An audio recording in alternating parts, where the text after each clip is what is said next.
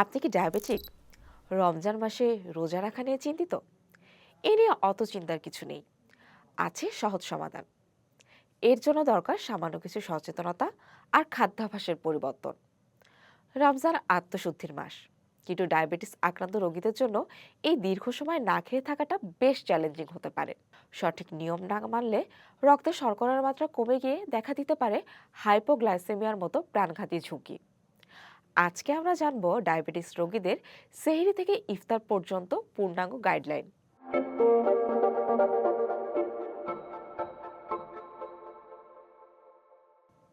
রোজা থাকা অবস্থায় যদি হঠাৎ বুক ধড়ফড় করে, প্রচুর ঘাম হয়, শরীর কাঁপতে থাকে বা প্রচন্ড মাথা ঘোরে, তবে সাবধান।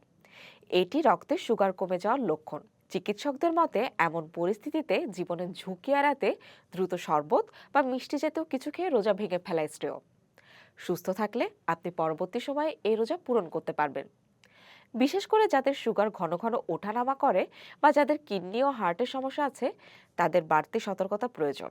সারাদিন পর ইফতারে আমরা অনেকেই ভাজা পোড়া আর অতিরিক্ত মিষ্টি শরবত খেয়ে ফেলি, যা ডায়াবেটিস রোগীদের জন্য একদমই উচিত নয়। ইফতার শুরু করুন একটি বা দুটি খেজুর আর পর্যাপ্ত পানি দিয়ে। তবে একেবারে অনেক পানি না খেয়ে অল্প অল্প করে পান করুন।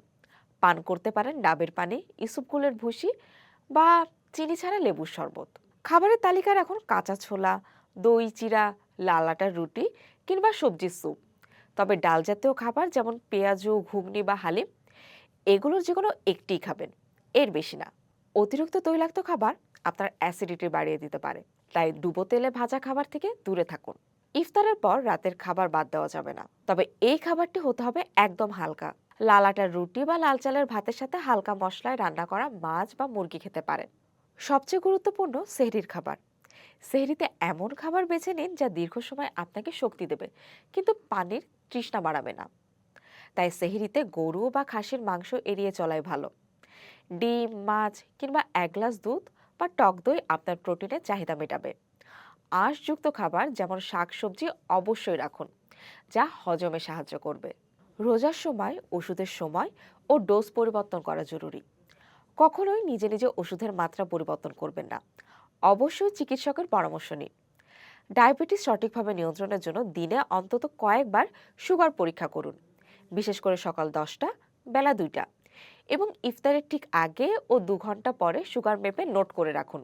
যদি রিডিং 9.3 মিলিমলের নিচে বা 16 মিলিমলের উপরে চলে যায়, তবে দ্রুত ব্যবস্থা নিন। শারীরিক পরিশ্রমের কথা বললে 30 মিনিট হাঁটাহাঁটি বা ফ্রি হ্যান্ড এক্সারসাইজ করতে পারেন, ভারী কসরতের প্রয়োজন নেই। একটু সচেতনতা আর সঠিক পরিকল্পনা থাকলে ডায়াবেটিস নিয়েও আপনি সুন্দরভাবে রোজা পালন করতে পারবেন। সুস্থ থাকুন, নিরাপদ থাকুন।